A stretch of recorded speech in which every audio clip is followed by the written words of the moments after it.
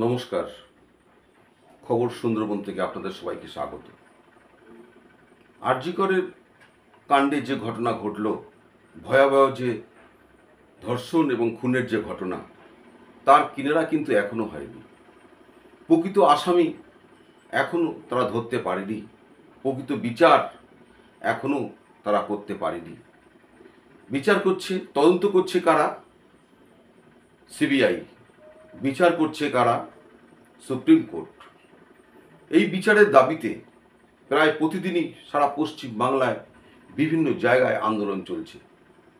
রাত দখলের যে আন্দোলন, সে আন্দোলন তো ভয়াবহ আন্দোলন।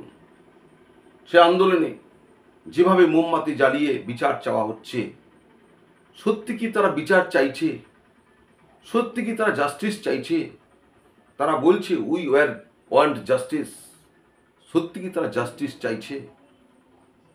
যদি জাস্টিস চাইতো, রাষ্ট্রীয় পুরস্কার প্রাপ্ত যে অভিনেত্রী, সিনেমা অভিনেত্রী ঋতুপর্ণা সেনগুপ্তও গেছিল এই জাস্টিস চাওয়ার জন্য।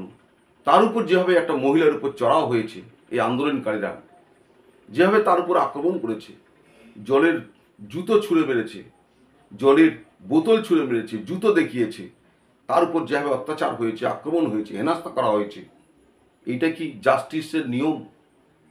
আজকের যেভাবে মোমবাতি জ্বালিয়ে জাস্টিস চাইছে, তৃণমূল কংগ্রেসের ত্রাঙ্গা পতাকা, দলীয় পতাকা আগুন জ্বালিয়ে পুড়িয়ে দিয়ে হাততালি দেওয়া হচ্ছে, নাচা হচ্ছে, এইটা কি জাস্টিসের নিয়ম? এটা কি সত্যি ওদের উদ্দেশ্য আছে যে অভয়ার খুনিদের শাস্তির জন্য? এরা কি জাস্টিস চাইছে? এদের কি জাস্টিস চাওয়ার উদ্দেশ্য নিয়ে ওরা আন্দোলন করছে, নাকি কোনো চক্রান্ত আছে? এরা সেই 34 বছরের বামফ্রন্ট শাসিত যে সমস্ত কমরেডরা ছিল, তাদেরই তো বংশধরেরা, তাদেরই ছানাপোনা এরা। তারা আন্দোলন করছে। মানতলার গণধর্ষণের কথা কেউ ভুলে যায়নি এখনো।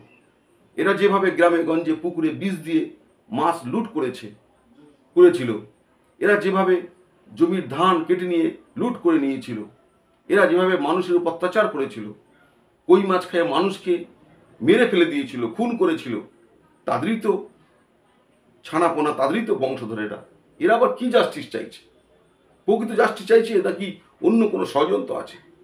এইভাবে করে কখনো পশ্চিমবাংলা দখল করা যায় না। পশ্চিমবাংলা দখল করতে গেলে মানুষের ভোটে জিতে আসতে হয় গণতান্ত্রিক পদ্ধতির মধ্যে দিয়ে।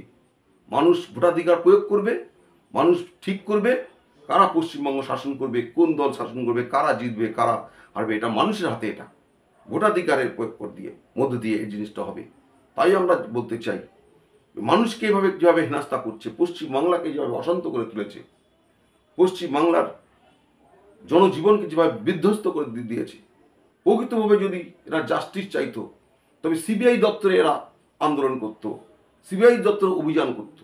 যদি সত্যিকার এরা জাস্টিস চাইতো, কেন্দ্রীয় সরকারের কাছে এরা আন্দোলন করা উচিত ছিল। যদি সত্যিকার এরা জাস্টিস চাইতো, সুপ্রিম কোর্টে গিয়ে আন্দোলন করা উচিত ছিল এদের। কিন্তু তা না করে বলছে কি মমতা ব্যানার্জির পদত্যাগ চাই। কেন? এটা কি মমতা ব্যানার্জি তদন্ত করছে? মমতা ব্যানার্জি কি এই খুনের কিনারার বিচার করছে? বিচার করছে সুপ্রিম কোর্ট। তা উদ্দেশ্য অন্য। আজকের যারা সাম্প্রদায়িক শক্তিকে মদত দিচ্ছে পশ্চিমবাংলায়, সেই দলের সঙ্গে একসঙ্গে হয়ে তারা আজকের এই সমস্ত জনজীবনকে বিধ্বস্ত করার, পশ্চিমবাংলার শান্তিকে অশান্ত করার একটা পরিকল্পনা নিয়েছে। আপনাদের সেই দিকে শুভবুদ্ধি সম্পন্ন মানুষদের আমরা বলবো, আপনাদের সতর্ক থাকতে হবে। এই অশুভ শক্তিকে বিনাশ করতে হবে, এই অশুভ শক্তি থেকে দূরে থাকতে হবে। আবার আসবো, আবার বলবো, এই বলে শেষ করছি। নমস্কার।